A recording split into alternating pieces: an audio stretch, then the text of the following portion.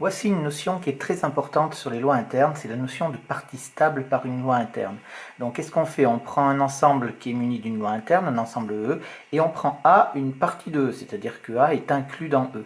Et on va dire que A est une partie stable, c'est seulement si on prend deux éléments qui sont dans A, et si on les compose avec la loi étoile, alors on reste dans A. C'est pour ça qu'on dit qu'elle est stable, c'est-à-dire qu'on ne sort pas de l'ensemble A, si on prend deux éléments quelconques de A. On peut écrire aussi en faisant une extension de la loi étoile avec les ensembles, donc on peut écrire que A étoile A est inclus dans A, ou A étoile A, c'est ça, c'est-à-dire si je prends deux parties de E ici, je vais dire que A étoile B c'est l'ensemble des X étoile Y, où on prend X dans A et Y dans B, bien entendu.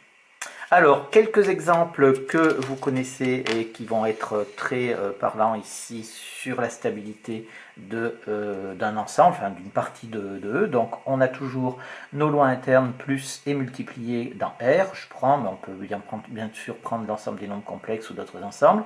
Donc, ici, je vais avoir R plus et R moins qui sont stables pour l'addition. Effectivement, si je prends X est positif et Y est positif, ça implique que X plus Y est positif. Et ça implique donc que X plus Y appartient à R+.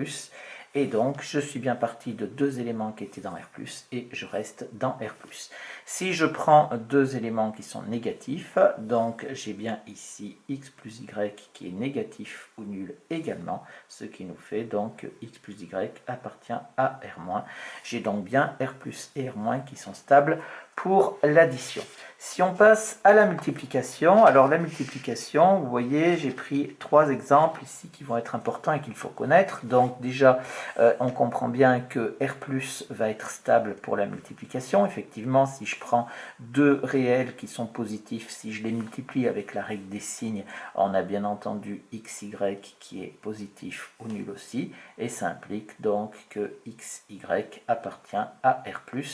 On a bien ici une stabilité pour l'ensemble des réels positifs. Par contre, l'ensemble des réels négatifs, lui, ça ne va pas marcher.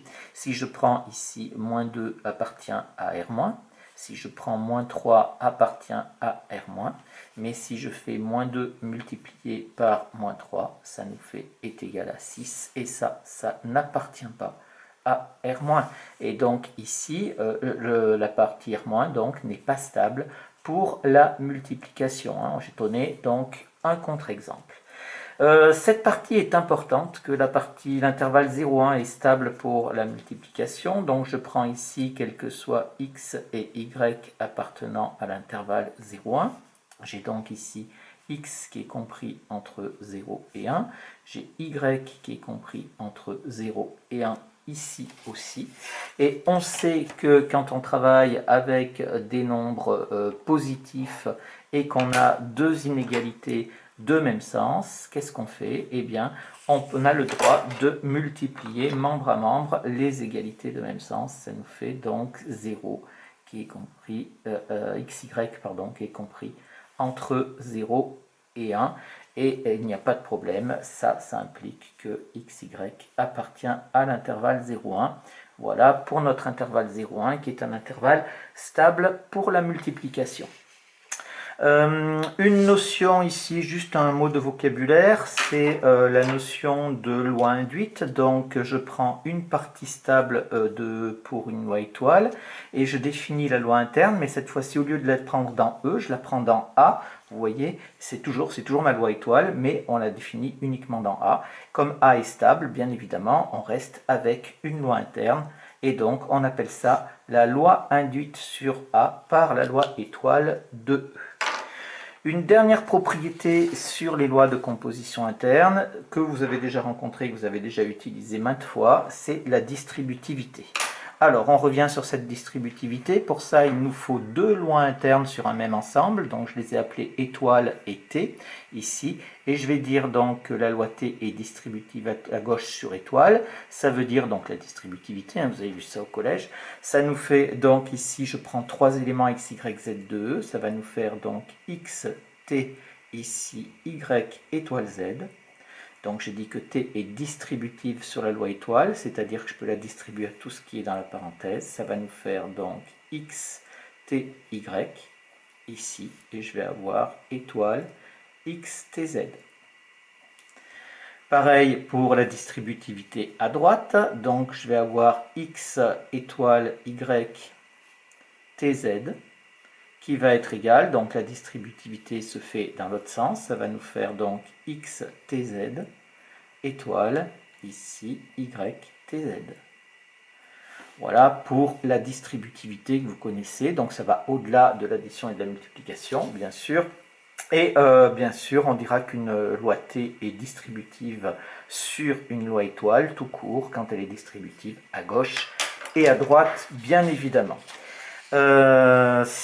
Bien sûr, ici, au niveau des exemples, vous avez la multiplication qui est distributive par rapport à l'addition. Ça, vous connaissez et j'en ai déjà parlé. Et maintenant, on a aussi les intersections et les réunions dans P2. Donc, on va dire ici, dans l'ensemble des parties de E, on va dire que l'intersection est distributive sur la réunion.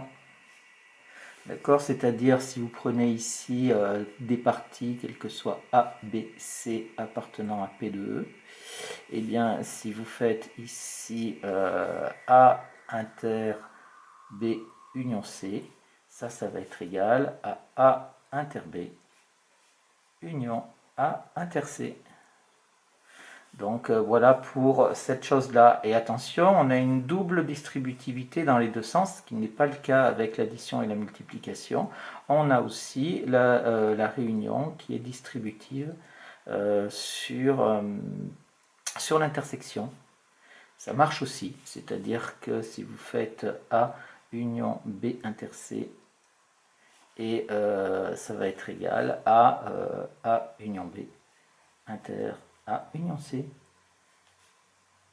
Donc voilà, c'est des choses qui sont bien pratiques quand on travaille avec les ensembles pour montrer les inclusions.